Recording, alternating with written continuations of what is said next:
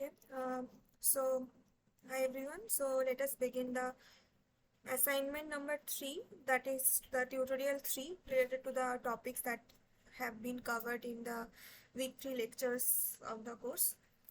So let's begin. We have again the same rule, 10 questions, and we'll be solving them one by one. So some of them are theoretical and some of theoretical mean conceptual, and some of them involves mathematical solutions. So we'll cover both. In cases of when we have to answer a conceptual question, I like to discuss about the topic a bit more so that we can develop a better understanding about the topic, not only answering the question. All right, so that we'll be doing in this class also. So let us start. Right. um, so the first question is about the electron spin resonance or ESR technique. And let us skip this question and first answer the questions related to NMR, that is in question number 2 and 3. Okay, so there's a little disorganized sequence of the questions, just ignore that. We'll first attempt to solve question number 2 and question number 3 here, which are related to the experiment of NMR, nuclear magnetic resonance. And because this ESR is also an analog experiment, related experiment to NMR, in some sorts they are similar to each other. So we will try and answer the question number 1 related to ESR after we answer question number 2 and 3. Okay, so let us discuss question number 2 first.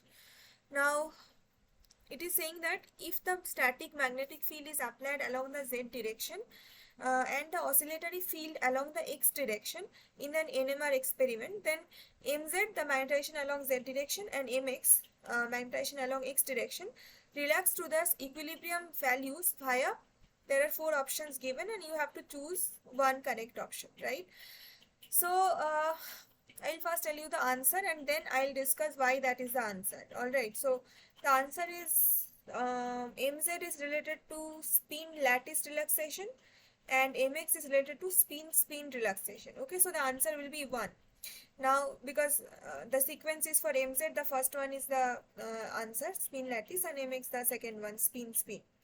Now to discuss how we are choosing this answer, I would like to discuss it a bit further about why and how in NMR experiment such a thing happens. So let us discuss that.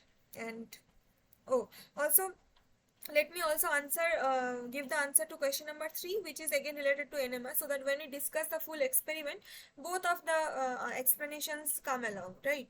So question number 3 is saying that if a static magnetic field in the x direction is applied in the NMR spectroscopy experiment, then the oscillatory field has to be applied.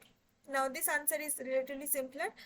It is always the rule that if you have a static magnetic field in a particular direction, then the oscillatory field, it has to be in a perpendicular direction to that. So if, let's say, if the in the earlier question the static magnetic field you can see was in the z direction, right? So according to that the oscillatory field was in the x direction. Now it could also be in the y direction. There is no hard and fast rule about that. It just has to be perpendicular to the static field direction. So following the same rule, we can also answer the question number 3, that if our static field is in x direction, then the other two perpendicular directions are y and z both. So the oscillatory field can be either in y or z direction. So the answer will be option number 1 again, either y or z, because both of them are perpendicular to the x direction. Now for the rest of the assignment questions, we don't have any question related to NMR. So regarding these two questions 2 and 3, I would like to discuss a little bit more about the NMR experiment. So this is for question number 2 and 3, and what we are going to discuss is nuclear magnetic resonance or NMR.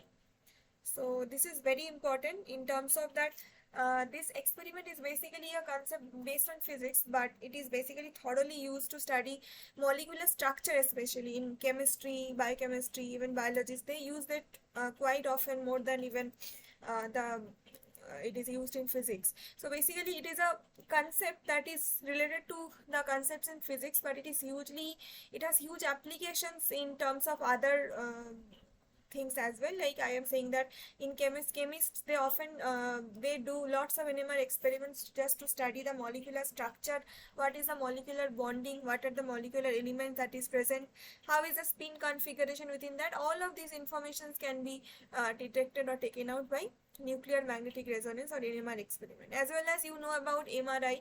So these things also have been discussed in the lecture, that MRI, the magnetic resonance imaging, that is hugely used in medical sciences to image some parts of the body in quite a detailed manner. So MRI needs the technique of NMR actually. So all these things you can see that be it in science or in medical science, whatever, this NMR experiment has a huge application based advantage. So it is convenient that we study about this topic a little bit further, just not to answer the MCQ question. So NMR, nuclear magnetic resonance, right? Now to just to answer what is the basic of NMR, you can just say from its name that it involves three words: nuclear magnetic resonance. So you can directly have an idea that there is some kind of resonance that must be occurring in this experiment, and also it has got to do something with the nuclear magnetic moments, because it is called nuclear magnetic resonance. Now this is the interesting part of the experiment, that basically NMR deals with, or NMR's working principle is that every atom has a nucleus, and the nucleus, in nucleus you know the particles are neutron and proton, and electrons are revolving in different orbitals around the nucleus. So just like electron has some spin or magnetic moment, similarly this proton and neutron can also have magnetic moments of their own, right? So proton has positive charge, neutron is neutral, it has zero charge, it has no charge, but both of them has magnetic moments, and that is why the nucleus, that is consisting of neutron and proton, can also have a magnetic moment on its own, just like electrons. So these tiny magnetic moments coming from the nucleus, you can treat them like a microscopic magnet itself, right? So whenever you have such a tiny magnet present inside your nucleus, that magnet will try to interact whenever you give it a external magnetic field around the sample. So there is an external magnetic field that is needed, and that field, with that field, the nuclear magnetic moments will be going to interact with, and as a result, these nuclear magnetic moments interacting with the external magnetic field. Because of that, this NMR experiment, whatever response you'll be getting, that will help you in understanding the molecular structure of a system. Okay, so the basic guideline is that there has to be an interaction of the nuclear magnetic moment with the externally applied magnetic field.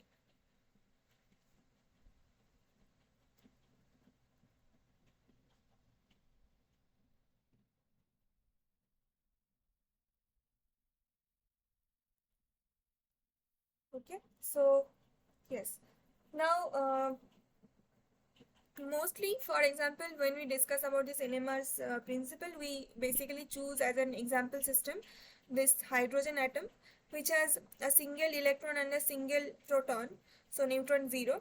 That means it has only a single proton and 0 neutron, because it is protium. It is a protium isotope of hydrogen, so basically it is 1 and 1, so it has a single proton in nucleus, 0 neutron. And we know that proton has a spin, right? So proton has a, not spin, I'll say proton has a magnetic moment, because it is also, I mean, just like electron, proton can also have a magnetic moment. So just 1 second. Yes.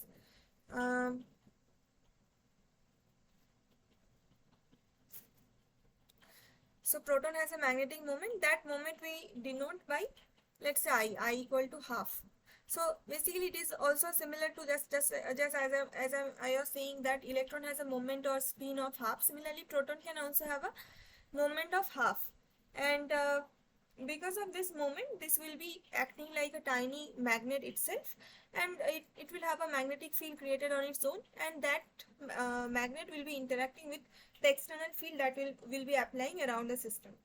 Now if we are going to just talk about the basis of the experiment, then the basic thing is that two things will be happening. First, let me just briefly say what is the experimental setup.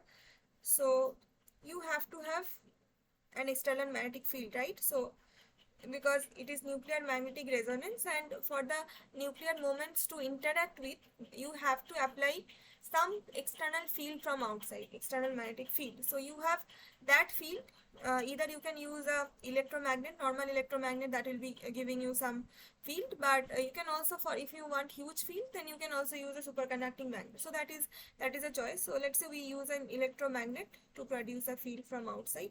So this is one pole and this is the other pole, and inside this magnet you have a probe going in. So this is, let's say, your NMR probe figuratively. Okay, and inside this probe somewhere you have a sample that is exactly sitting in a probe in a position that it is exactly in the central area of the magnet, so that it gets the maximum amount of magnetic field. So that is why you place it just at the center. So whatever magnetic field that will be created, let's say I am drawing the field lines, so that may not be very accurate, but just get the idea that, okay, so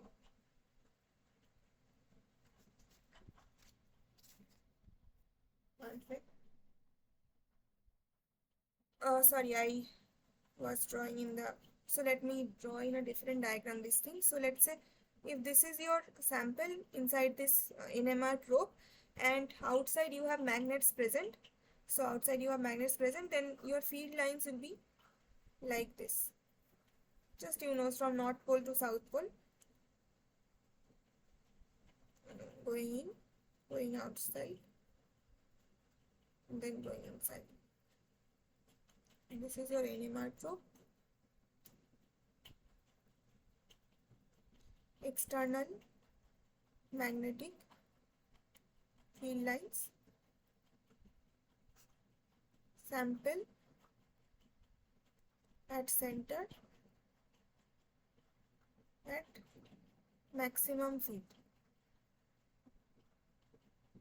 Okay, right. So in this diagram it is our NMR probe. This is a magnet, 2 poles, this is the sample, and one important thing is that you have to also give a RF radio frequency excitation to the sample. So we will have RF coils around this NMR probe. Sorry, yeah. So RF coils around this NMR probe. Let's say this is one end of the coil and this is the other end that is coming out after winding around the probe.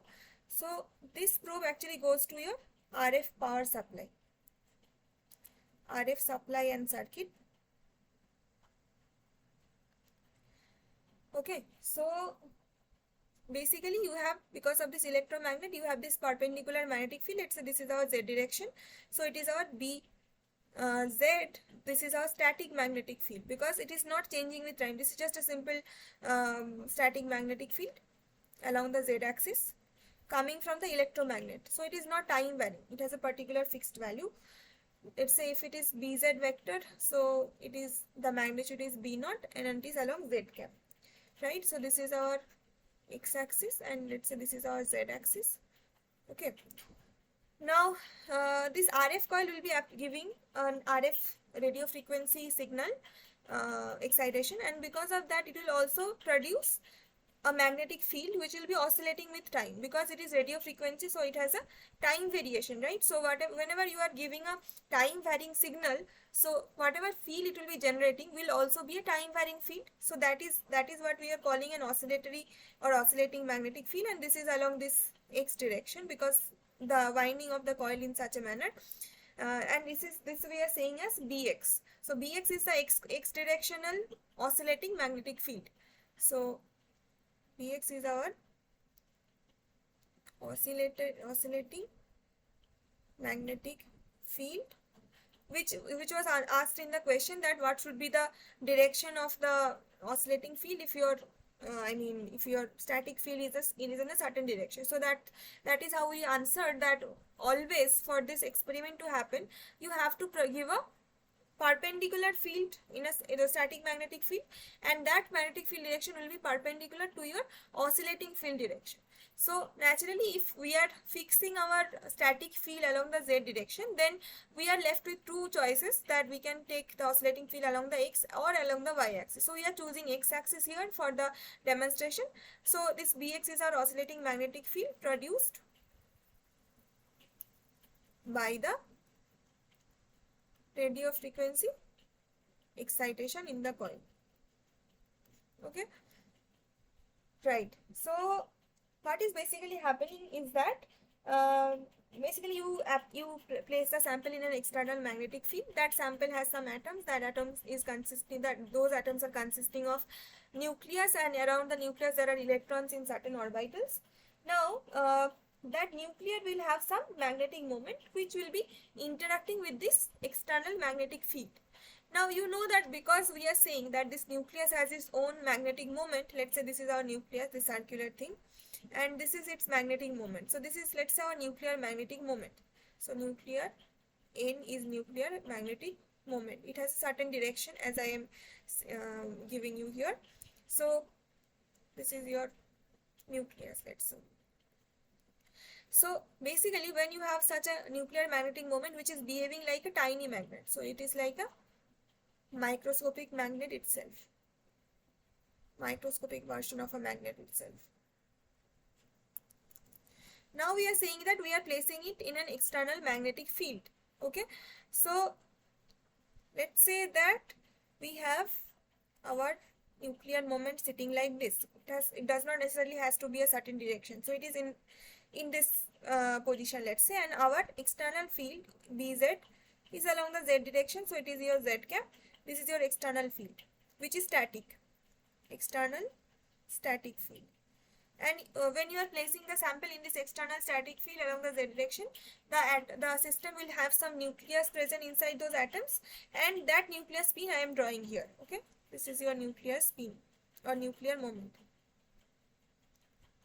which is I equal to half for hydrogen atom for a single proton. And now this is a basic idea that you know probably from the basic idea of magnetism, that there is something called as precession.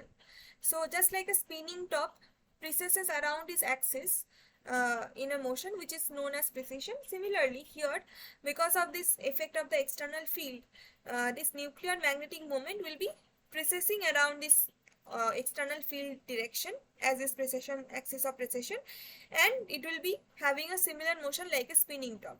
Like let's say if this is our external field direction, Bz vector direction z cap, and around this a precessional motion will happen. So this is like a spinning top. So this is, let's say, your nucleus spin, right? So this is your nucleus spin, and this is having a precession about this magnetic field, external static magnetic field direction, and this is known as precession of nucleus spin about the external static field Bz like a spinning top.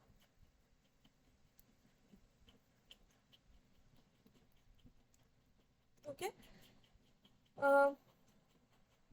although even it precesses around that, but after a certain time it will come to equilibrium, and then it will equilibrate to a certain direction which is along the direction of z cap, obviously along the static field direction, but it will have some precessional motion that is very well known for these systems. Now because of the external field being present, now we probably have some idea about Zeeman effect, right? So Zeeman effect, the magnetic field application basically splits the degeneracy of the energy levels and splits them into different levels. From degenerate levels it breaks up into different levels. So here also the nucleus spin will be broken into separate broken up into separate energy levels, or the degeneracy will be broken by this external static magnetic field, which we are saying as B naught Z cap. So because of that, let's say if you take the example of a hydrogen atom H11, which is a single proton in the nucleus, that means its nuclear spin is I equal to half. That means I equal to half means so I is basically the nuclear magnetic moments value, right? So if you take the Z component of this, so what will be the eigenvalue of that? So let's say mi is the eigenvalue for the Z component of this thing, right? So if we need to go into the mathematical details, then I better suggest that you go through the lectures, that those things are pretty well described in there. I am just here talking about the conceptual things. So basically I can directly say that if your I value is half, then the angular momentum Z component, if you have to take the eigenvalues of that, then we call it mi. Mi value can go from minus I to plus I in a gap of 1, right? That we know. So here, because the value is half itself, so to satisfy this condition, we can have only two values of mi, which is mi equal to minus half and mi equal to plus half. That means only two energy levels are possible based on this. How? Because, okay, so energy levels are defined by this interaction energy of this moment with the magnetic field, right? So the interaction energy U, let's say, is equal to minus mu dot B. It is same for also electric field case. Also the interaction energy is minus P dot E, where P is the dipole moment and E is the electric field. Similarly for magnetic case also this is the same. Minus mu dot B is the interaction energy, where mu is the magnetic moment and B is the magnetic field. In our case, B is the static field along Z cap direction, so it is B naught Z cap. So when you are taking a dot product of these things, so you will have to take the Z component of mu Z. So it is mu Z B naught. So that Z cap dot Z cap is only giving us a non-zero value, otherwise it will be 0. Now U equal to minus mu Z B naught. Now mu is the magnetic moment of the magnetic moment associated with the nuclear spin, right?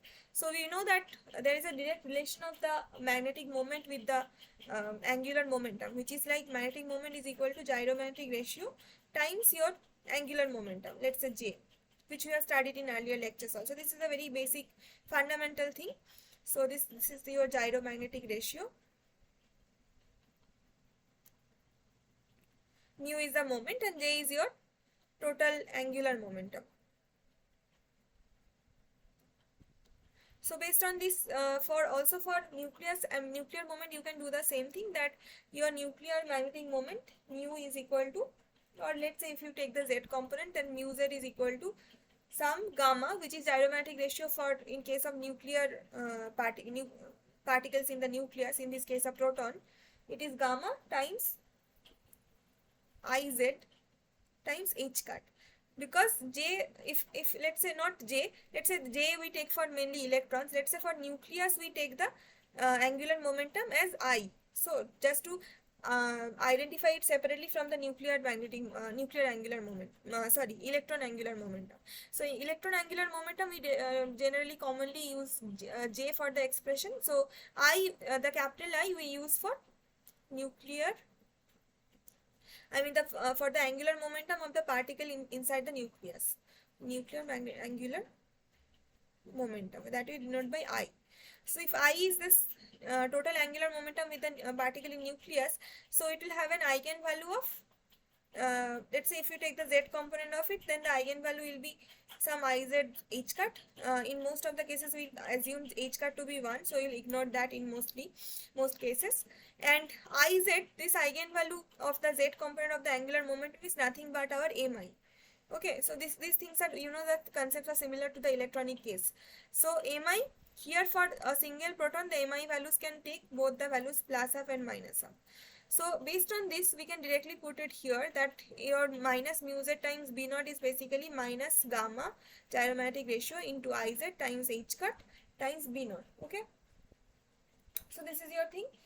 And if that is the case, then as I was saying, that you will have two different energy levels. Your nuclear moments degeneracy, energy levels degeneracy will be broken by the external static field V naught, and it will be broken up into, splitted up into two separate levels.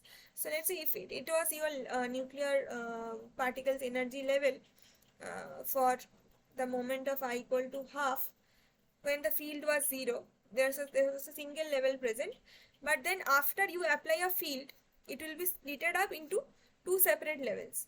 So this is for, let's say, mi equal to minus half, and this is for mi equal to plus half. So based on these two eigenvalues, mi plus half and minus half, there will be two levels that it will be splitted up into, and their energy levels are getting, degeneracy is broken by the field itself. So this is an application of a field, B not equal to 0. Here B is equal to B naught Z cap. So you can see that before and after the field application, the energy levels are getting splitted up, and because here you have a single proton present, so your moment is half, and that is why you are getting only two values of mi, plus half and minus half, and it is getting split into two levels only.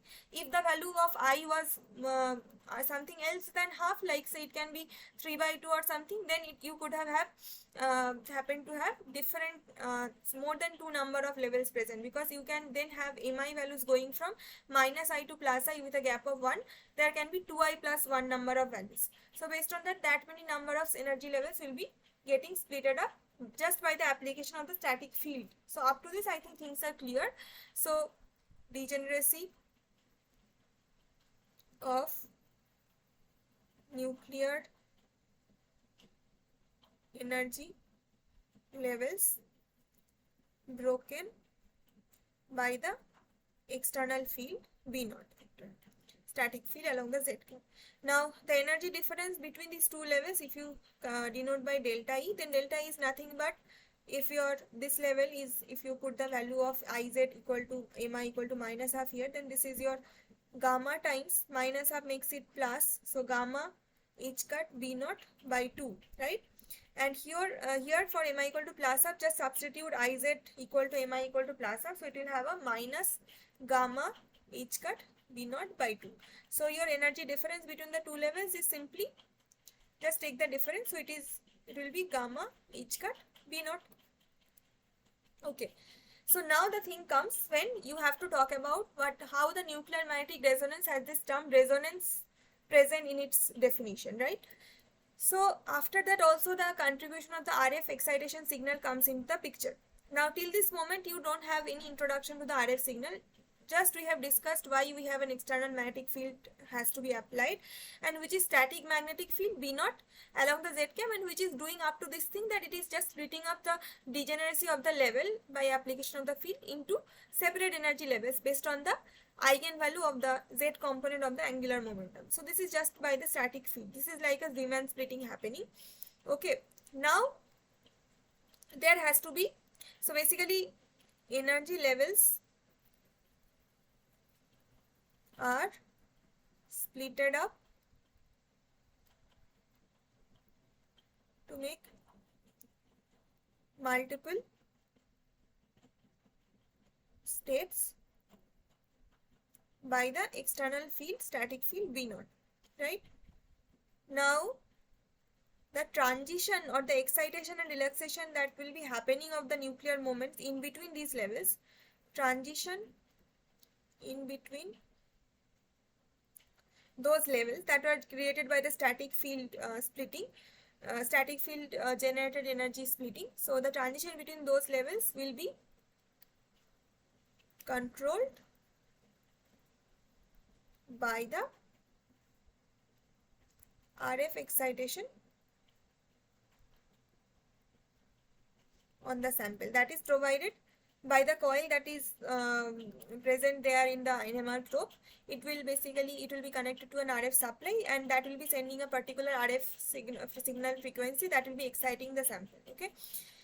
So in that manner you are basically sending in some RF signal, or in other terms you are sending in an oscillatory magnetic field in the x direction, in which the RF signal is being sent in. So this is an oscillatory field that we are sending in the x direction, named as Bx. This is an RF excitation. Now there is also a very common question that why RF, why radio frequency is needed. So the answer is that radio frequency, if you just look at the the sequential arrangement of how the wavelength, according to wavelength, if you arrange the different radiations, then you have cosmic ray, gamma ray, and then etc, etc. Then you have in between, you have ultraviolet, visible, infrared, then I think microwave and radio wave. So radio frequency wave is the maximum wavelength regime. So that means it has the minimum frequency that you can have compared to the other spectrum. So basically it is chosen for the excitation in this nuclear magnetic resonance experiment because this RF signal frequency, that is in the megahertz order, you know, megahertz, matches the energy associated with this frequency of the RF signal to be exactly of the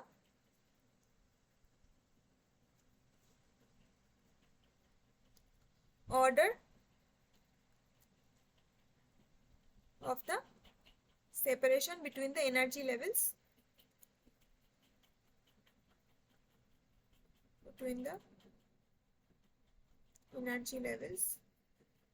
that are splitted up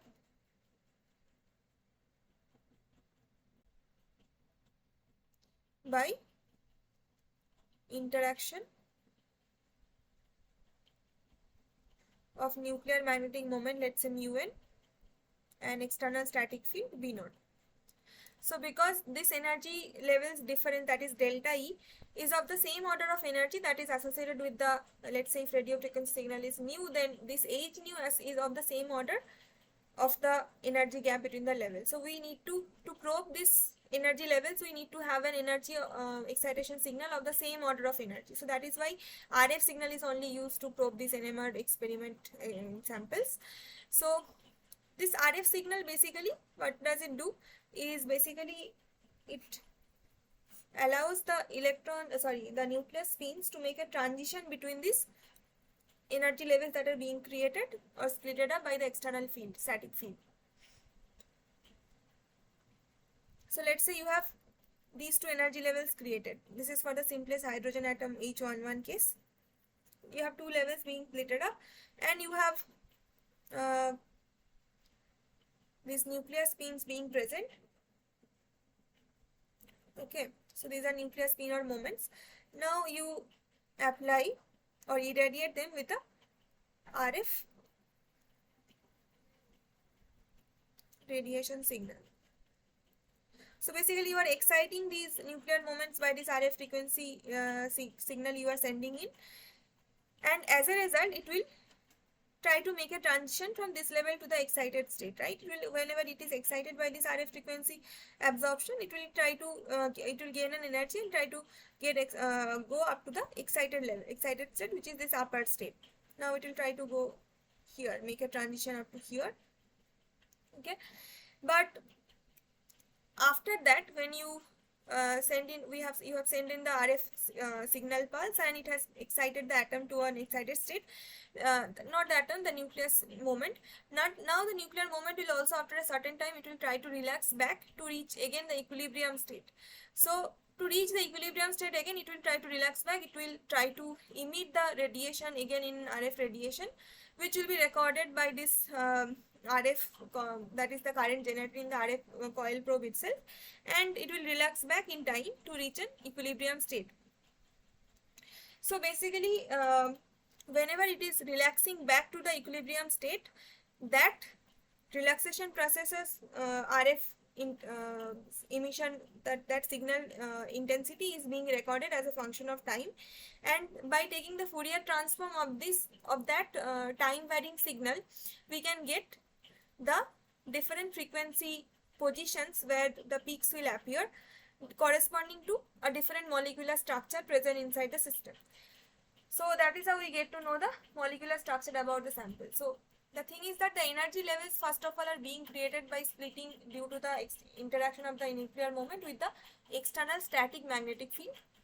Now after the energy levels are being generated, then how the nuclear magnetic moments will make a transition in between those levels, and how they will be excited to a higher level and then again relax back to a lower level, and in that process it will emit a radiation that is also in the RF range, which will be recorded with time, and from the Fourier transform of that recorded signal we'll get to see what are the frequency peaks where the resonance will appear. So basically here the resonance contribution will come to the picture. So basically what is here we are doing is that we are giving a excitation, right? So basically it can be a energy excitation. So it is h cut omega naught. So omega naught is the frequency of the RF radiation we are exciting the sample with. Now it has to be excited and go to the higher level. So it has to gain an energy of delta E. That is a gap between the two levels. So basically the simple condition is that you have to have a delta E which is equal to h cut omega naught, the energy that it is gaining from the RF radiation.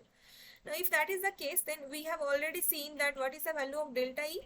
Delta E is gamma h cut B naught. So let us put that. So gamma h cut B naught is equal to h cut omega naught, or in other words omega naught equal to gamma times B naught. So this is your resonance condition, you can say. This is the fundamental condition of resonance in an NMR experiment, resonance condition. This says that your RF excitation signal frequency that is you are sending in is omega naught. RF excitation angular frequency. Gamma is the gyromagnetic ratio corresponding to the nuclear moment, and B naught is the static external magnetic field that we are providing. So the energy gap between these two levels of nuclear spin levels are so small, delta E is so small of order, that the response we are collecting from the RF signal emission will be very, very small. So only when there is a resonance we'll be picking up some signal, otherwise it is very difficult to, it will be suppressed in the background itself. So therefore a resonance is a very crucial condition for us to detect actually a signal from the nuclear spin interaction with the magnetic field. So that is why this resonance condition has to be satisfied. Now it can be satisfied in either way, like you can either tune the omega naught, the RF input frequency signal, so that it is equal to the gamma B naught value, where you keep the external magnetic field value B naught as fixed.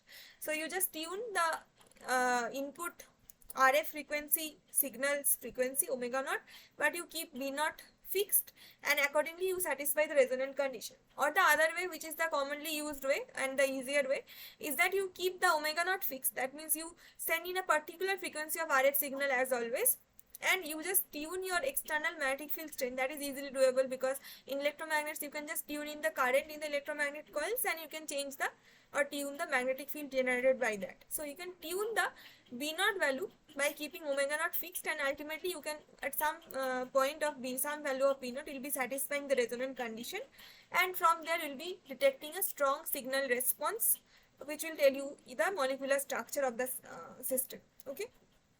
So that is why we are calling it a nuclear magnetic resonance. The thing is very clear that it is basically the nuclear magnetic moments interaction with the external magnetic field, and also you have to have a RF radiation which is exciting the sample to making a transition in between the nuclear energy levels, and it has to satisfy resonant condition so that you can get a stronger response out of the very weak energy orders that is involved in this process. Okay. Yeah, so this was the case, and now if we just quickly need to discuss, because in the question number 2 it was asked that I think the question was that what is the relaxation type for your MZ and MX. So we answered that for MZ it was spin lattice relaxation, and for MX it is spin relaxation. So let us go back to that discussion, how and what does it mean that initially when the sample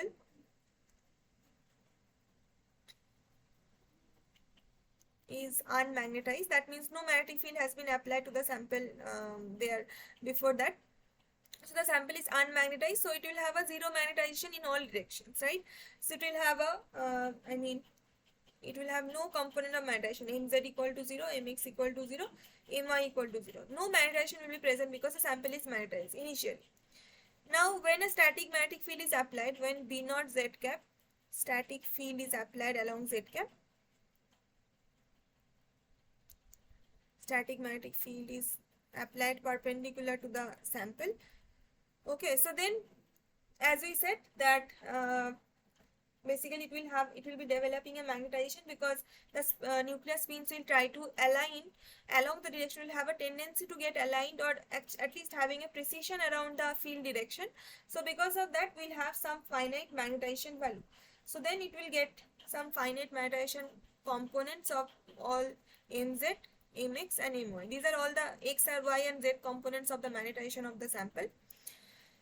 Okay, so they will have some finite values, and the precision about the precision of the nuclear magnetic moment m vector about, or you can also denote it by mu n vector, whatever, about the external field direction will occur. But this is an unequilibrium state, right? Because this is a dynamically changing thing. So mz is still not in thermal equilibrium when this B naught field is applied. It is having a precision. It is not in an equilibrium state. Now, when after this thing is done, then it is like the field is applied, taking the magnetization out of equilibrium position, right? So then after some time it will again tend to relax back into the equilibrium state. So in the final equilibrium state, when the system's magnetization is in equilibrium, it will try to follow according to the Curie's law, that you have an external field being applied and the magnetization is getting saturated according to the Curie's law. So what will be the magnetization value in the final equilibrium state? So final equilibrium states magnetization. Now here initially when the precision was occurring, the system was taken outside equilibrium, so taken out of equilibrium. System was out of equilibrium. And final equilibrium states magnetization will behave something like, then your mx and my component will be 0. Only mz will survive, because obviously your external field is along the z direction. So ultimately after reaching the equilibrium, the magnetization will tend to have a direction along z axis and no x and y component will be present. So at equilibrium the condition is that mx and my will be 0, only mz is non-zero. And what is the value of mz? So mz value will also get saturated to a constant value which we call as m naught, and m naught will follow the Curie's law, which is equal to c b naught by t, where c is the Curie constant, because it is like a paramagnetic material behavior, and B naught is the external field, T is the temperature. We know that the Curie's susceptibility goes like C by T, right? So your M is equal to chi times H, or equal to chi times B equal to mu naught H, so it is B by mu naught.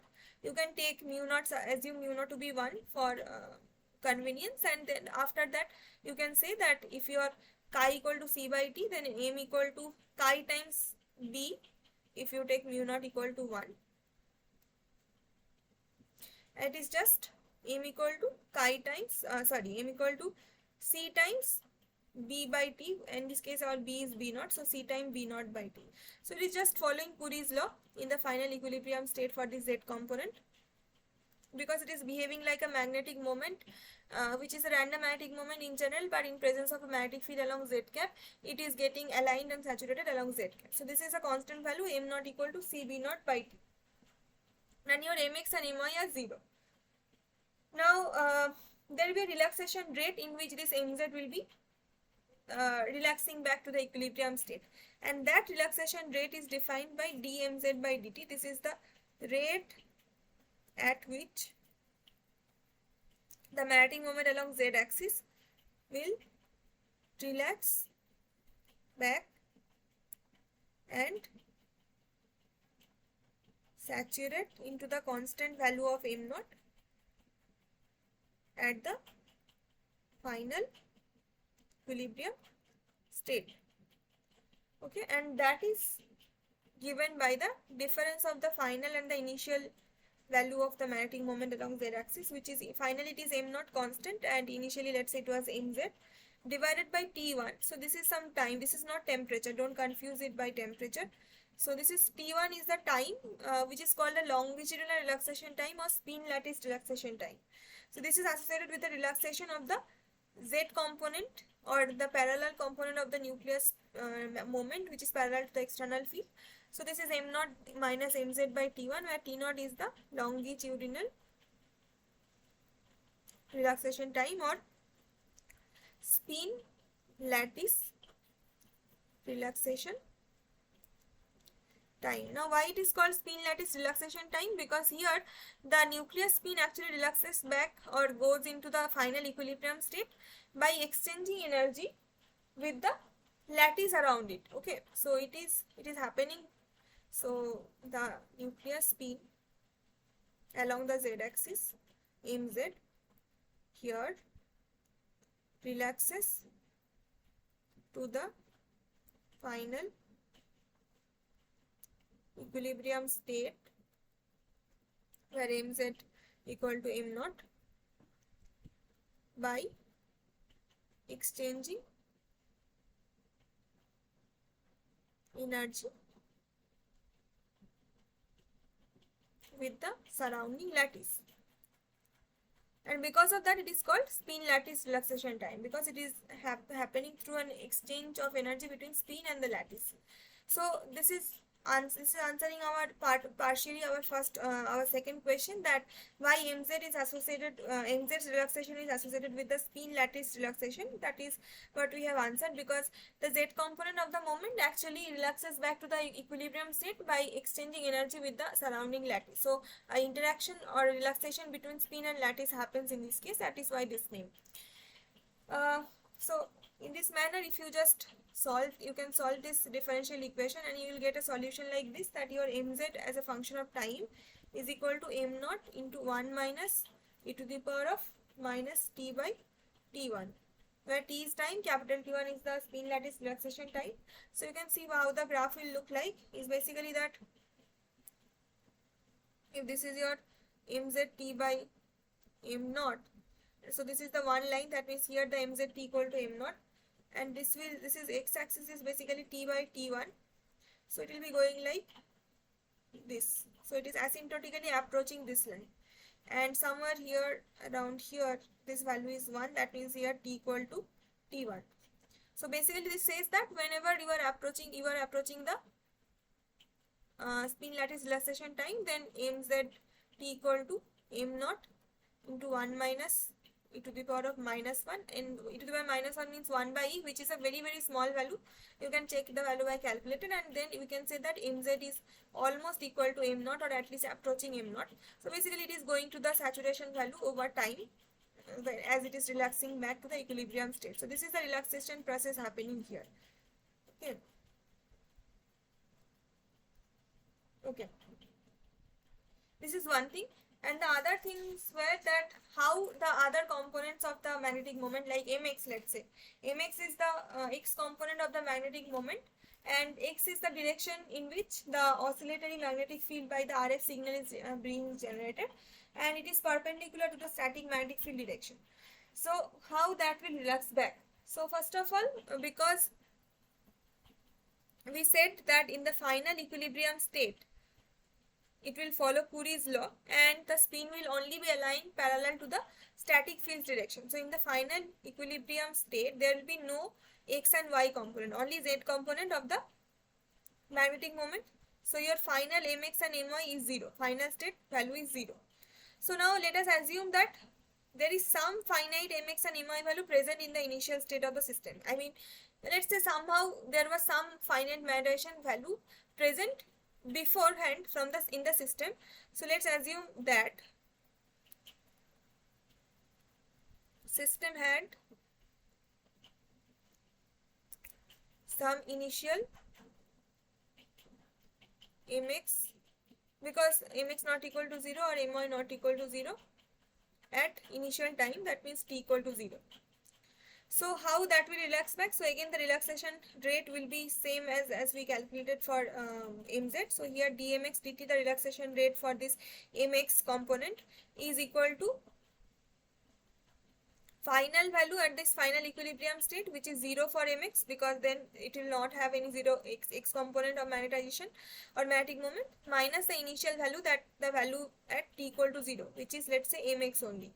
mx has some value that we do not specify, and the time scale here is denoted as t2. Now this is a time scale that is different from the t1 time scale, that is why you are giving it a different name.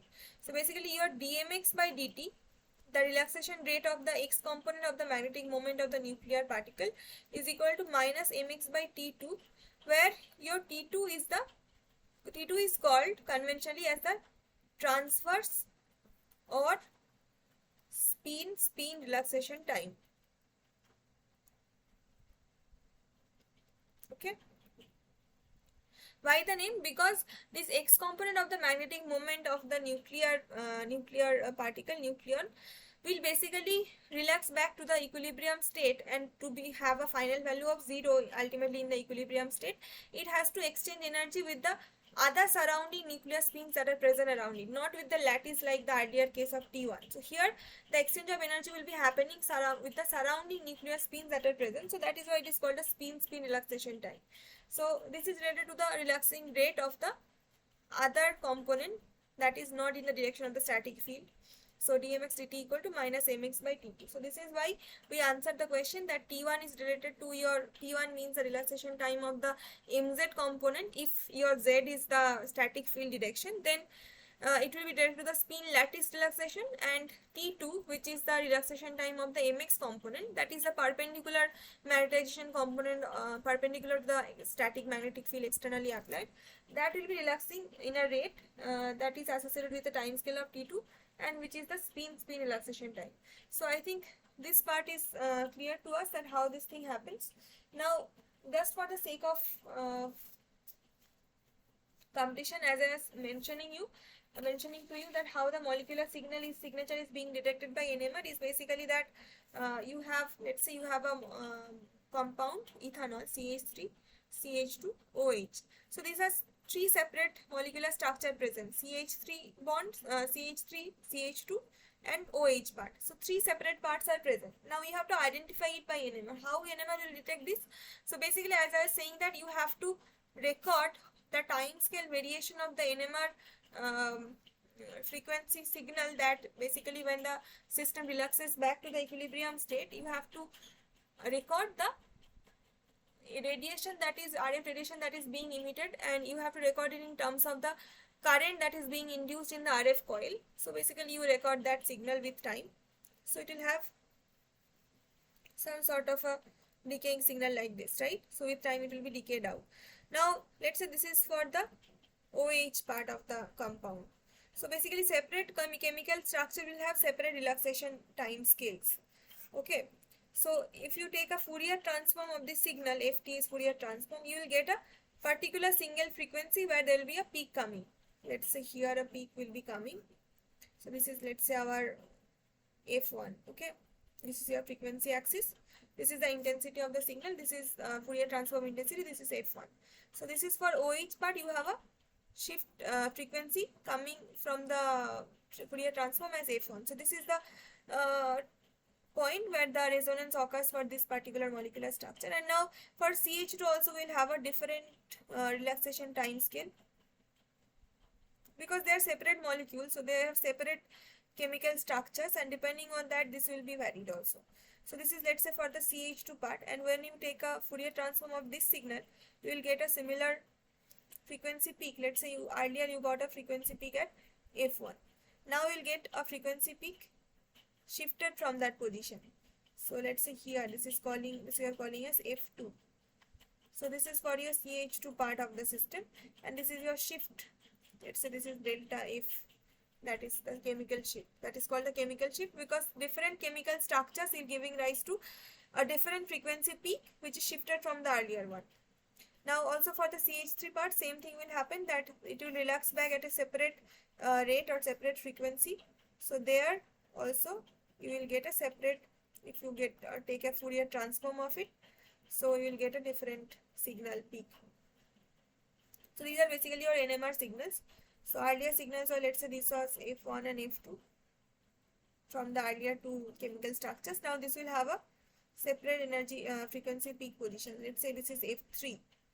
Okay, so this is for the CH3 part of the compound. Now taking all of it together, because you are recording the entire signal with time at a time, so you have the combination of all three type of signals here. So this is the combination signal that we actually receive in the NMR with time, and when you take a Fourier transform of the whole thing, you will get all the three peaks shifted from each other by a certain distance. This is, let's say, your f1, this is your f2, this is your f3.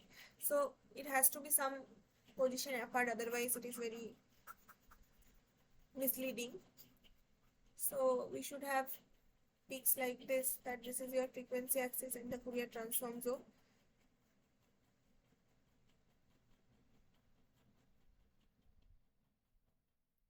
So you will have a peak here, let's say, then it will have a peak here, and let's say you have a peak here.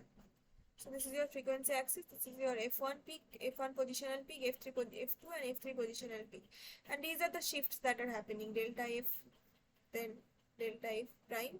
So this is called the chemical shift. Okay, by chemical shift you can identify different chemical structures, and because of the different chemical structures you have different position of the frequency peak, different frequency position of the peak, and depending on that you can find out what is the different chemical structure present in that. So you can find out in ethanol you have CH3, CH2 and OH, three things. So this is how NMR mainly works, and this is as I was telling you that how this basic thing works eventually. Now, so our two questions are done. Now, as I said that after this the answer to ESR will be easier, because ESR has a similar explanation to NMR. So only instead of nuclear spin you deal with electron spin. So ESR's full form is electron spin resonance. It is also commonly known as alternatively electron paramagnetic resonance, or EPR. So what is ESR? Is same as EPR. ESR or EPR. Electron spin resonance or electron paramagnetic resonance, same. So it is saying that which of the following statements in the light of electron spin resonance is false. So we have to choose an option which is false. So let us read one by one. First one is that ESR is also known as electron paramagnetic resonance, which is true, because we just said that it is the other name of ESR.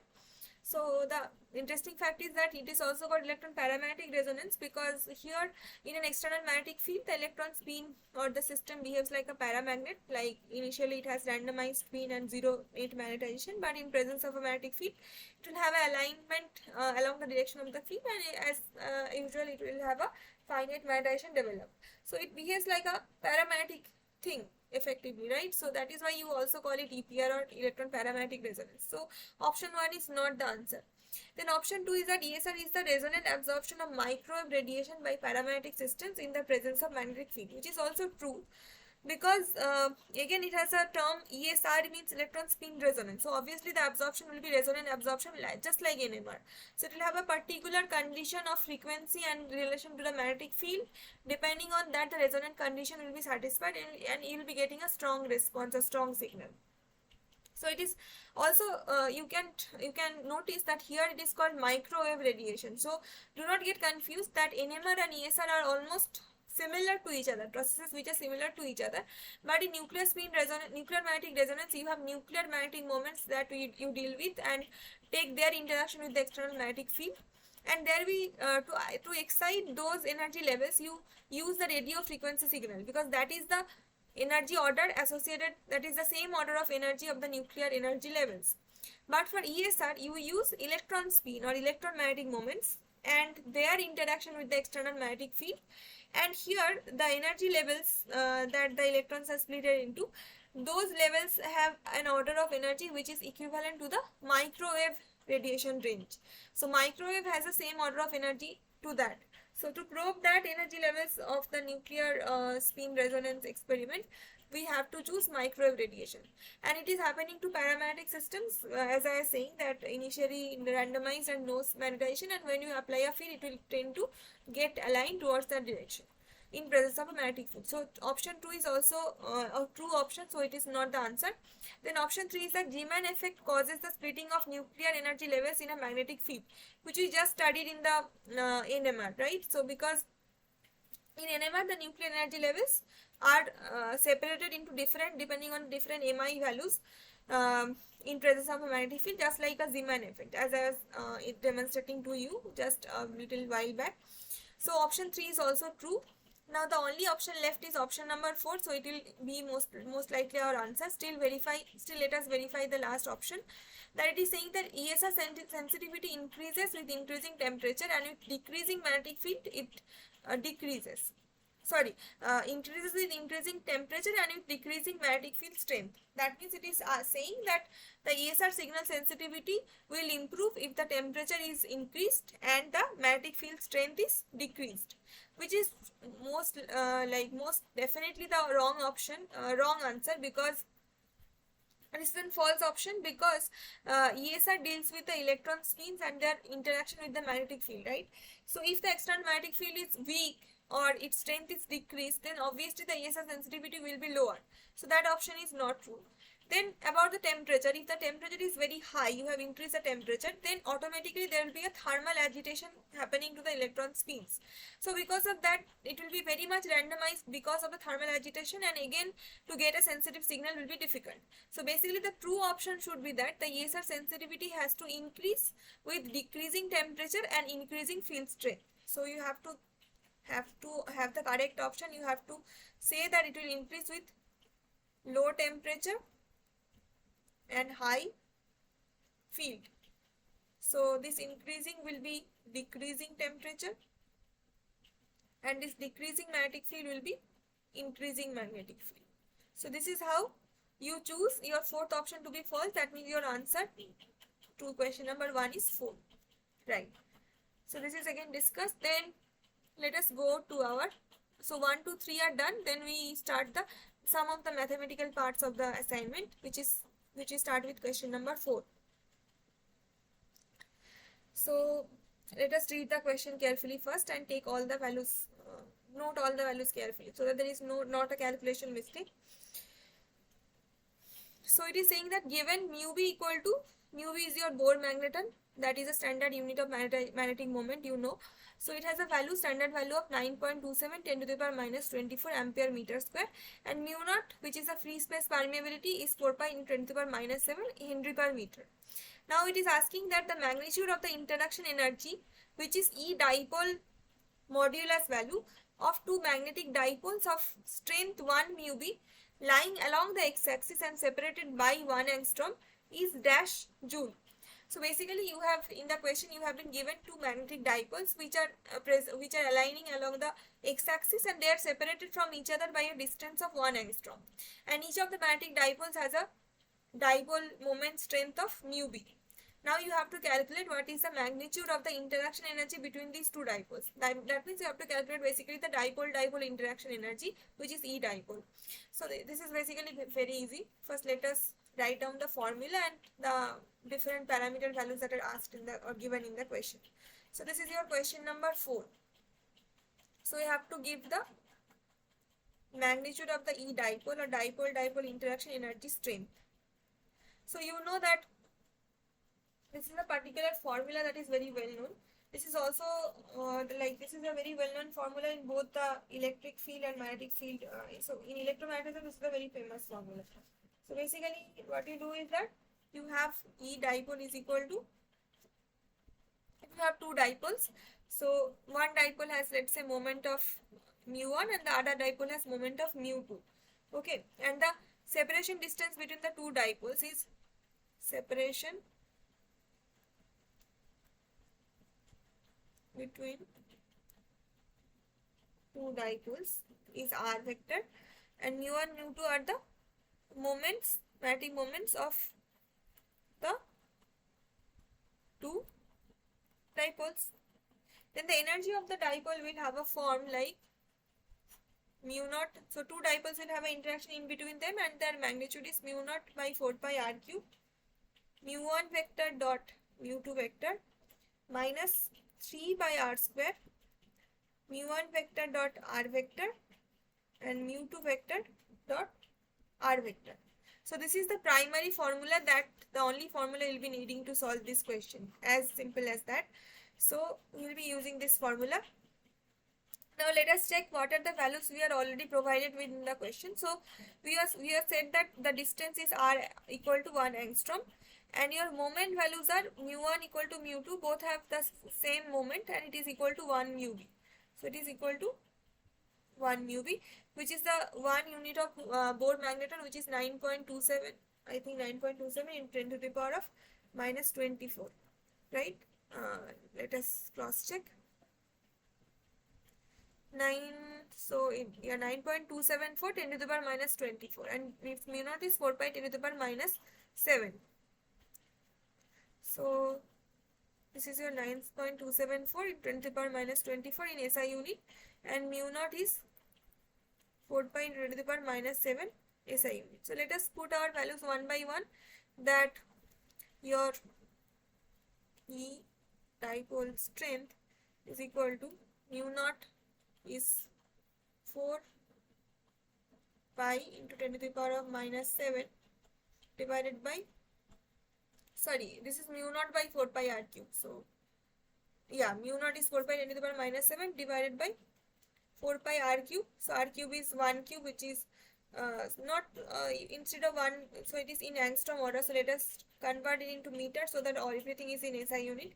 So it is 4 pi into 10 to the power minus 10 meter whole square, sorry, whole cube, I think, mu naught 4 pi r cube. So this 4 pi top and bottom, it cancels out. Now you are left with mu1 dot mu2, so which is in the same direction, both are along the x-axis. So mu1 and mu2 both along x-axis. So mu1 dot mu2 dot product will be 1, and their magnitude values will be directly multiplied, which is mu1 times mu2, which is nothing but your mu b square, because each value is mu b. So mu b square minus 3 by r squared. So 3 by r squared means r is your 1 angstrom, which is 10 to the power of minus 10, this whole square. Mu1 dot r1 vector and mu2 dot, sorry, mu1 dot r vector and mu2 dot r vector. So this is basically, r is also, the separation vector is also along the x cap direction. So r vector will equal to 1 into x cap. So it is in angstrom unit, 10 to the power minus 10 is the magnitude into x cap. So mu1 along x cap and r is also along x cap. Same, mu2 is also along x cap. So those dot products will also be giving you a 1, except for the magnitude. So it is mu1 mu2 r squared. Okay, so you know that mu1 mu2 are mu b each, so it is mu b square, and r square is 10 to the power of minus 10 whole square. So this we are left with that 10 to the power minus 7, 10 to the power minus 30, this thing, and mu b squared minus 3 by 10 to the power minus 10 whole square, and this 10 to the power minus 10 whole square, this cancels out. So this is 3 mu b squared. It is equal to minus 2 mu b squared into 10 to the power minus 7 into by 10 to the power minus 30. So if you just substitute the value of mu b here, that is 9.274 into 10 to the power of minus 24 whole square into 10 to the power of minus 7 into 10 to the power of plus 30. So if you just use your calculator, and just take out the calculator.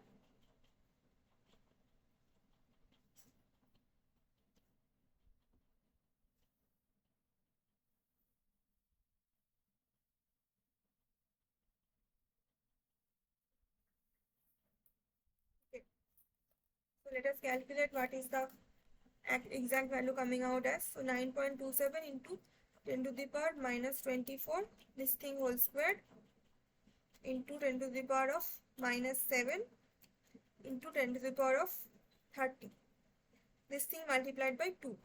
So I am getting 1.718 into the power 10 to the power minus 23.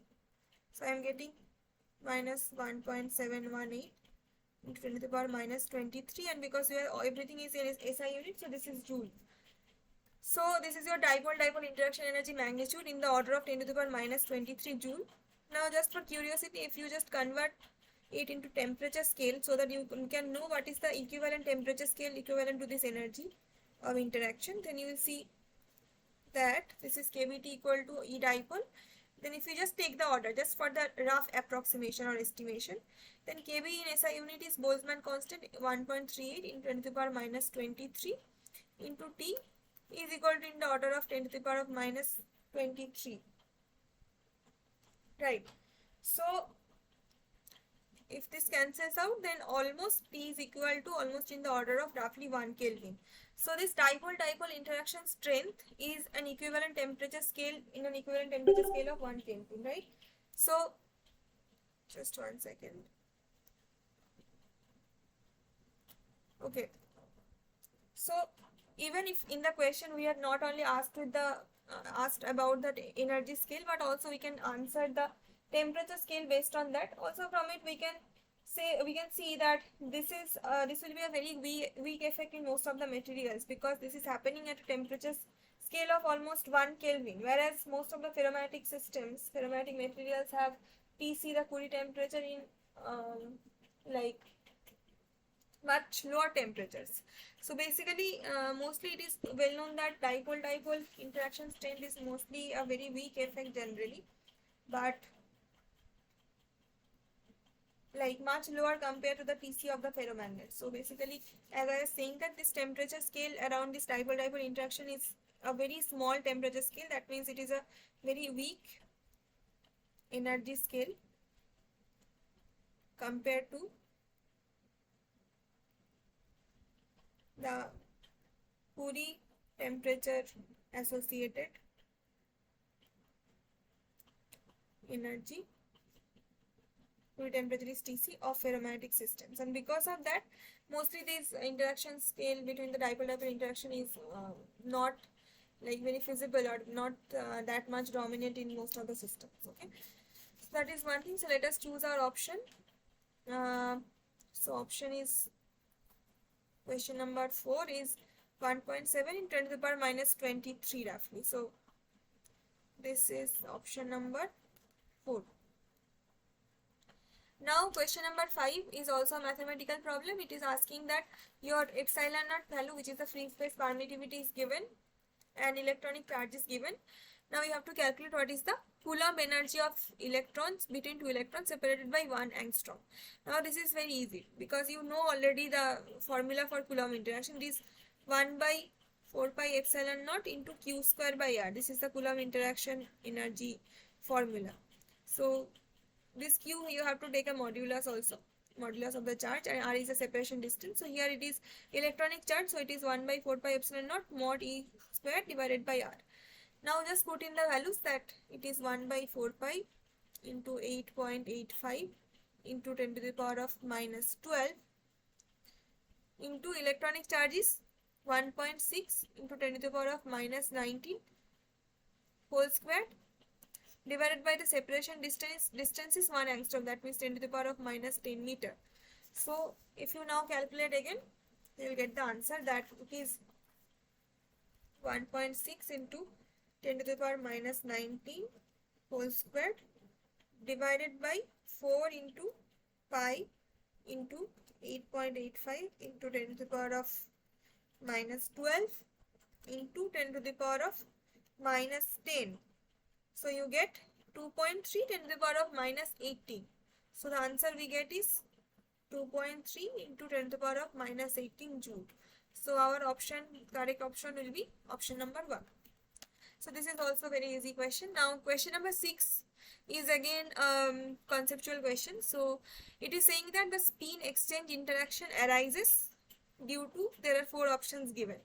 So we know that this mainly occurs because of, one is Coulomb interaction, the other is Pauli exclusion principle. These are the two main things, because this dipole-dipole interaction, that is also mentioned in two of the options, but we already discussed that dipole-dipole interaction has an energy scale which is so low compared to the other energy scales that are relevant in the system, like the Curie temperature scale is so high compared to the temperature scale associated with the dipole-dipole interaction strength, that mostly in most of the systems it is a very negligible interaction. So there is no way that the spin exchange interaction can be arising in a system due to that. So most important answer is that it is arising because of the combined effect of Coulomb interaction energy and the Pauli exclusion principle. How? Because Coulomb interaction is the interaction between the two charged particles, here electrons, and Pauli exclusion principle actually controls that two electrons of the same spin, like if both of them are spin up, they cannot sit close to each other, they cannot sit in a same shell. So because of that, if two electrons have, let's say, same spin, then they will have to be spatially apart from each other because of Pauli exclusion principle. So their spatial separation distance r will be greater, and in that case its Coulomb interaction energy is inversely proportional to r. So if r is greater, then the Coulomb interaction will be smaller, Coulomb interaction strength will be decreasing. And in other sense, if your two electrons are both of anti-parallel spin, one is spin up and the other is spin down, then the Pauli exclusion principle will allow both of them to sit close to each other. So there the interaction, the separation distance between them will be lower, r will be lower, and as a result the Coulomb interaction strength energy will be much higher. So the combined effect, when one is dominating and the other is less like one is stronger and the other is less dominant, because of the combined effect of that, the spin exchange interaction will occur. That is how the electron spins will be interacting, exchange interaction within themselves. So this is one conceptual question that is not very difficult to deal with. Then question number 7, let us address that.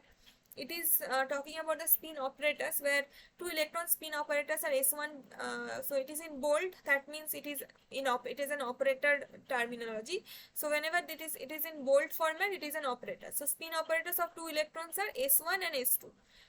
Basically, it can be the spin angular momentum itself actually. So capital S means the spin angular momentum, and because it is an operator form, so that is why it is taken in bold. Now you are asked what is S1 plus S2 whole squared. Now because it is an operator, you have to deal with like, so S1 and S2 are the individual spin angular momentum each of the electrons. So S1 plus S2 whole squared is basically S1 plus S2, because they are an operator, so you have to multiply like this only. So you cannot just take a direct whole square rule. So this S1 with S1 is S1 squared plus S1 dot S2 plus it S2 dot S1, then S2 into S2 is S2 dot S2 is S2 squared. So now basically now S1 and S2 are interchangeable, so you can just directly write them as, take S2 squared here together plus 2 S1 dot S2, because S1 and S2 will be like commutable, so S1 dot S2 will be same as S2 dot S1, so that is why this comes. Now as I was saying that these are the spin angular momentum of each of the electrons. So S1 square, we have to write the value, right? So we'll have to use the spin angular momentum's eigenvalue formula in this case. Now you know that capital S, if this is the spin angular momentum, it will have an eigenvalue like small s into small s plus 1 into h cut when it is operating on a state, let's say psi. So because it is an operator, it will have to operate on a state. Like in this case also, because this is an operator, so it will be, let's say, operating on a wave function psi. Okay, so that is how it is more relevant. And here the small s is suggesting it is the eigenvalue. So eigenvalue of the total angular momentum of the spin is root over s into s plus 1 into h cut. Now in most cases we consider h cut to be 1.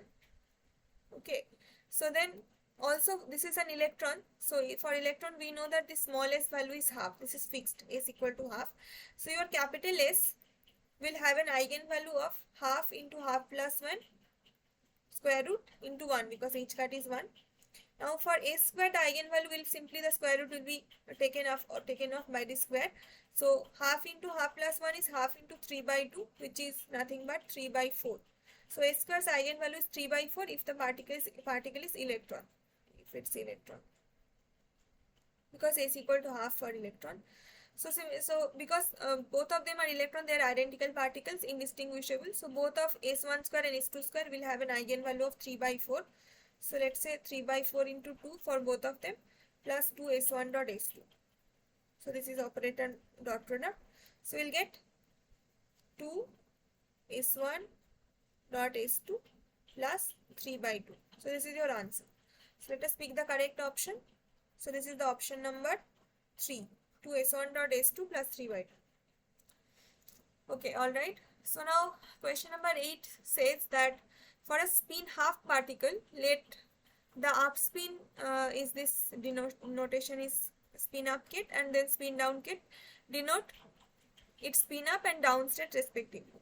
Now if there is a separate state A which is defined like this, okay, 1 by root 2, this is the normalizing factor, and this up down combination state, and B kit is defined as again with a normalization factor of 1 by root 2, then again there is a combination with a negative sign between these up and down states. Then these are composite states of two such particles. Which of the following statements is true for their total spin S? So again, you are given a spin half particle, that means your smallest value will be half for them, each of them, and you have to answer that if it has two composite states A and B expressed like that, so then which is the total spin, what is the value of the total spin S for the system? Okay, so for each of the state, for A state there is a separate value of total spin S, and for B state there is a separate value of the total spin S. So you have to calculate each of them and answer and choose the right option. So let me calculate this in a blank space. So this is, I think, option question number 8 says that you are given a spin half particle. It has a up spin state given by this and down spin state given by this. Now the spin of half particle has been said to be existing into two composite states. One is this A state, which is given expressed in terms of 1 by root 2 plus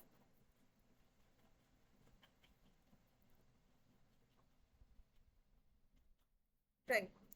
So by the look of it, you can see that this is 1 by root 2 is just the normalizing factor to normalize the wave function of the state, normalizing factor. And the states with which this whole state is composed of, the basis states are this up down spin state, and this is a plus sign inside, that again tells you that this is a triplet state. So you know that triplet state is a state where this has an expression like this, which is consisting of the spin up and down states by the combination of that. And for triplet state, you know very clearly that for electron, because electron is also a spin half particle, so the answer will be same. So for triplet state, your total spin value is 1, is equal to 1. And you have the other composite state as B. Let us look at the structure of B. So it is similar to the earlier one, only there is a negative sign in between instead of a plus sign. So that changes the state's behavior. So this is again normalizing factor, and this is a negative combination. So this is basically an antisymmetry combination of the two up and down states. So this is called a singlet state of the system or the spin half particle electron, and for singlet state it is well known that S equal to 0. So you can also calculate that expressively. Probably that calculation is shown somewhere in the lecture, but apart from that also it is very well known that by the structure of the wave function itself you have to identify that this is a triplet state where S equal to 1, and this down here, this is a minus sign, this is a singlet state where S equal to 0. And also, just for your information, I am writing down what is the other two combination present in the triplet state. There are three combinations possible. One is that both the spins are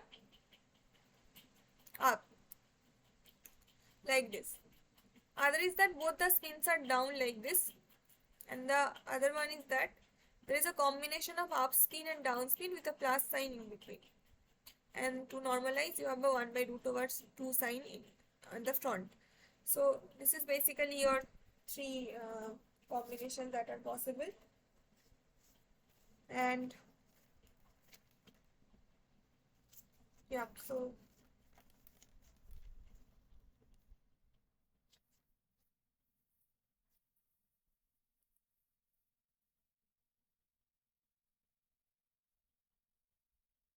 the three combinations possible are these things. And for singlet, you have only a single option. And all of them, for all of them, S equal to 1, the total spin equal to 1. And for singlet, you have a structure, only a structure like this. There is a negative sign. And here S equal to 0. So your answer is chosen. Let us go back. So A is equal to 1 because A is a triplet state, so A is equal to 1 for A and is equal to 0 for the singlet state B.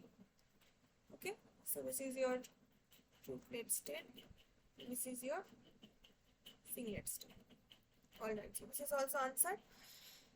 Then question number 9 is that if S1 and S2 are two electron spin operators, then the value of 2s1 dot s2 plus half in the case of a triplet state is whichever option is true you have to choose.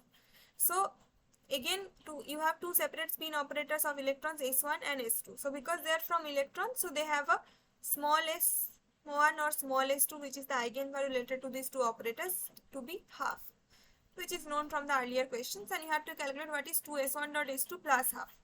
Now to solve this question, you can directly use the earlier questions reference, which was this thing, that s1 plus s2 whole square you have already calculated to be 2s1 dot s2 plus 3 by 2. There it was also two separate spin operators s1 and s2. So you can directly use this idea to convert into this form. So basically, let's say your s1 plus s2 whole square is equal to, already calculated in the earlier question, as s1 s2 operator plus 3 by 2. So then simply, very simply, if you just have to take out what is 2 s1 s2 plus half, that means 3 by 2 has 1 plus half, so you take only half and push the other one to the other side with a minus sign. So it becomes s1 plus s2 whole square minus 1. So this is the thing that you have to calculate in this question. And so for this we can directly use the idea that what is your, s1 plus s2 whole square. So s1 plus s2 whole square is nothing but s1 squared plus s2 squared plus, sorry, there is a problem here that this cannot be done like this. One second.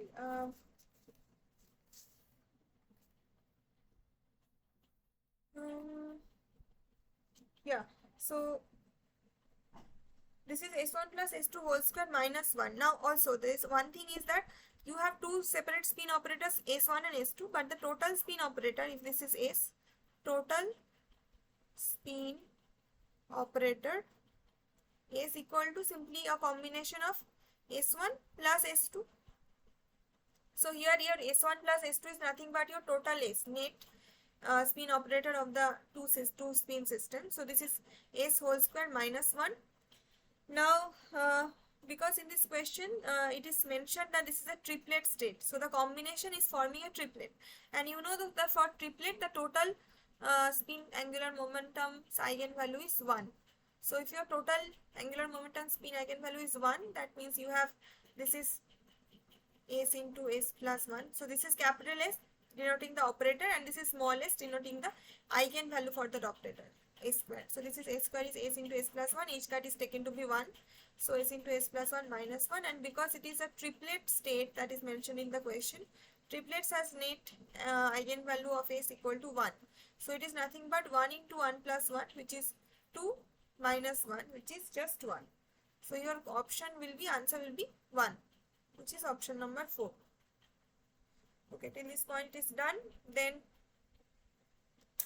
the last question of this assignment is that question number 10, that the extended integral J, which is somewhat expressing the singlet triplet energy difference in bracket, is found positive for 2 electrons on an atom. Then which of the following statement is true? So there are separate options given. Either the triplet state is favored and the spatial part of the wave function becomes symmetric, then either it becomes antisymmetric and the triplet is favored, then or singlet is favored and the spatial function becomes symmetric or asymmetric. So because basically you have to take out the information that if your extended integral for the system is positive, J is greater than 0 for 2 electron system in an atom, then what state is favored, singlet or triplet for the combination of those two electrons. And the second part is that what will be the nature of the spatial part of the wave function, symmetric or asymmetric. These are the two basic things you have to know to answer this question. So let us discuss that. Question number 10. Okay. So question number 10 says that 2 electron forms a system, 2 electron system. Okay. So there is some exchange interaction happening between the two electrons, which will have, if this is the Hamiltonian, so this is minus J S1 dot S2. So if S1 and S2 are the spins of the two electrons, one electron and two electrons, so this is minus J S1 S2, where J is your exchange interaction strength, or you can also sometimes denote J as exchange integral. Okay, exchange integral. Now if this is exchange integral, then we can directly use the formula knowledge first, that because it is an MCQ type question. So the formula says directly to you that J is, the exchange integral is ES. This you can follow through the lecture, that this is equal to ES minus ET by 2. Then the detailed derivation is done. So J is ES minus ET by 2, where ES is the energy for the singlet state combination of the two electrons. So S for singlet, two electrons, and ET is the energy for the triplet state combination of two electrons. And exchange integral is related to the energy difference between the singlet and triplet by this formula, that J equal to ES minus ET by 2. So basically in the question it is asked that your J is positive, it is greater than 0. That means your ES minus ET is greater than 0 also, which is suggesting you that your ES is greater than ET, or your singlet energy is greater than your triplet energy. That means the lower energy state is the triplet energy state, and we always know that the most steady state is the state which is having the lower energy value. That gives you the better stability. So from here, because triplet state has lower energy, so that is why it will be the more stable state, or the triplet state will be the most favorable state in this case. So the first option is given, that the triplet state is favored for the two electrons. Okay. And the next question that was important to know for this answer was that what is the type of the spatial part of the wave function. Now this you know from the identical particles in quantum mechanics. You have a chapter on identical particles, where you know that because electrons are fermions, right? So electron systems are fermionic systems. Fermionic systems. So the rule for fermionic system is that the total wave function has to be asymmetric. For it to be fermionic, total wave function has to be asymmetric in nature. This is the exchange rule. Okay, this is also called the exchange rule. And your total wave function consists of two parts. One is spatial part and the other is spin part. So your psi, the total wave function, consists of your psi spatial or psi space, which is your spatial part of the wave function, into chi, which is your spin part of the wave function. So your net wave function is a depending on both of them, product of the spatial part of the wave function, and this is the chi is the spin part of the wave function. Now obviously, because this is a product form, so if the net chi has to be asymmetric, then any one of these two chi, either psi space or chi, any one of these two has to be asymmetric, and the other one has to be symmetric. Because if both of them are asymmetric, then the product will be symmetric, and if both of them are symmetric, obviously the product is symmetric. So only one of them is allowed to be asymmetric, so that the net product is asymmetric. So for the net fermionic wave function to be asymmetric, you have to have one of them to be asymmetric, and let's say that, and because you have this information that the favored spin state which will be favored is triplet, because you have already given you have already known the answer to the question that triplet is favored. So from there you know what is a spin state configuration. So triplet is a spin symmetric state. That means your chi part, the spin part, is symmetric wave function that is associated with a triplet. Okay, symmetric because you know the structure of the triplet combinations, either this, so even if you change both of them, so this remains the same, or this, or this.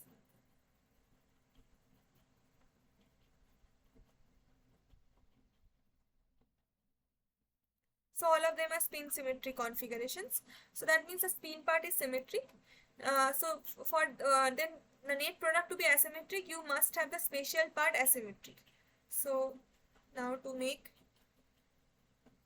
net psi asymmetric for the fermionic system of electrons, we must have the other part or psi space as asymmetric.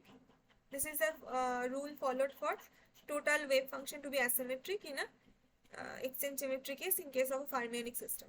So our answer is given that, what is the option? Yes, so the option was that your triplet state is favored and the spatial part of the wave function has to be not as so antisymmetric. So I was meaning antisymmetric, not asymmetric. So the terminology is that symmetric and antisymmetric. So your triplet state is favored, and because triplet state is the making the spin part of the wave function to be symmetric. So to make the total wave function for the fermionic system as asymmetric, your spatial part of the wave function has to be antisymmetric. So this is the option, correct option. So with this we end the question answer for the assignments related to the week 3 lectures, and in the next lecture we will be discussing the assignment for week 4.